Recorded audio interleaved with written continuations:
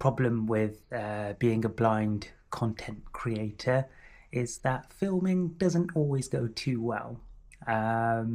So I tried filming bits of my long run this week and the footage was rubbish. Didn't realize when the camera was on or off, so you got a lot of stuff from inside of my pocket. So I've deleted most of that. But yeah, enjoy the little bits of rubbish footage that I do have.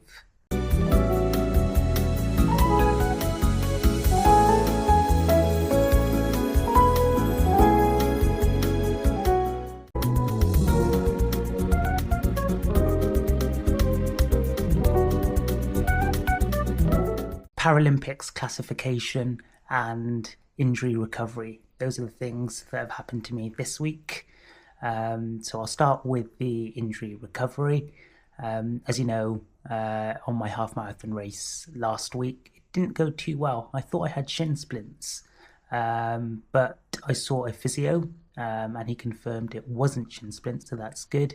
He thinks it's an issue with my tendon, so he's given me a few exercises which are similar to shin splint exercises and a few mobility exercises. I think every runner understands the importance of simple things like warm-ups, and that's something that I've not really done.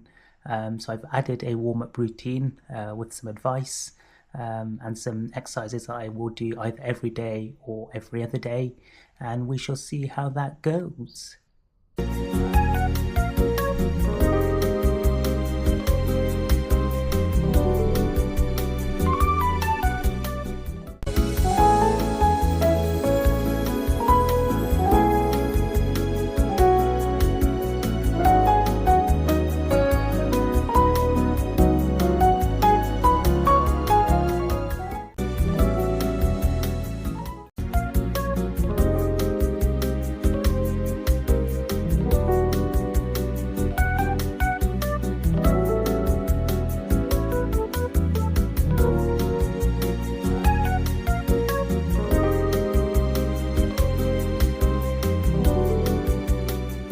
Paralympics classification.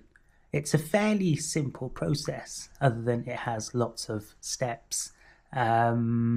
Started off with getting in contact with GB Paralympics. You let them know of your disability and you send in your original proof, so any doctor's records, documents that you have. And then they send out a form for you to fill in. I say you fill in. You take it to your appointment and your doctor fills it in. So in my case, I am blind, so I took the form to my ophthalmologist, and he fills it in. He does all the eye tests that you sort of do when you go to the opticians, but more in depth and slightly different measurements and tests and exercises. He writes that all down, certifies it, and then you send it in to the classification department, and then you have to go to an independent panel. Usually the panel is made of 2 people, but in my case there were 3. There's no special reason for that. I think one of them was training or just observing, but they all sort of participated in it.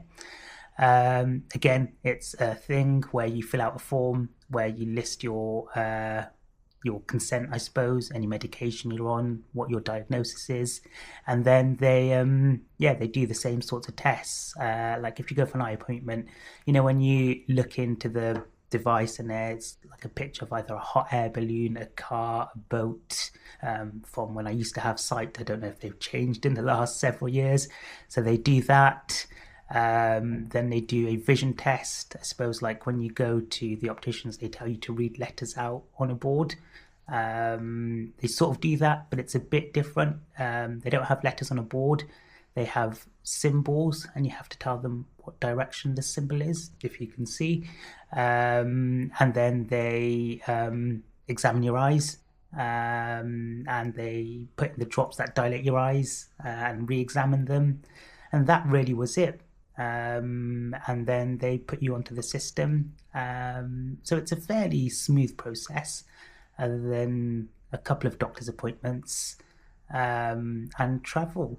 So now I am officially registered as a para-athlete.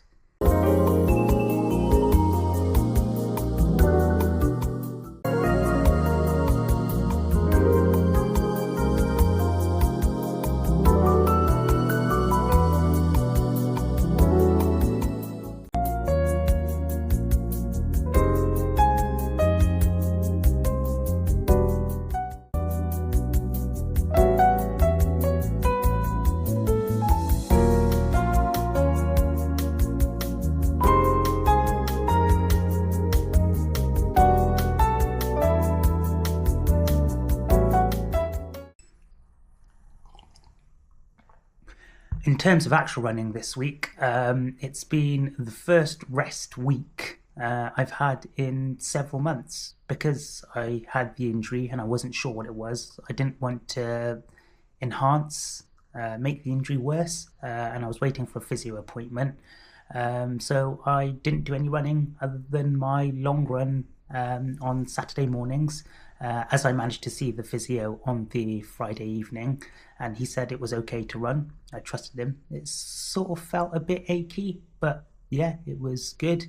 It was the shortest long run that I've done in a while as well, only by a bit. It was 20k. And like I said, it was a beautiful morning to do it. I was lucky enough to have two guides, but filming, yeah, just did not go well. So it was a very, very low mileage week, the lowest mileage week I've ever probably had in running. But it's back to picking it up next week, and I'm excited to get going because when you can't run, I really miss it. It's just such a part of my day. It's such a routine that you feel a bit discombobulated when you're not doing it. So I'm glad to be back, and hopefully these exercises will help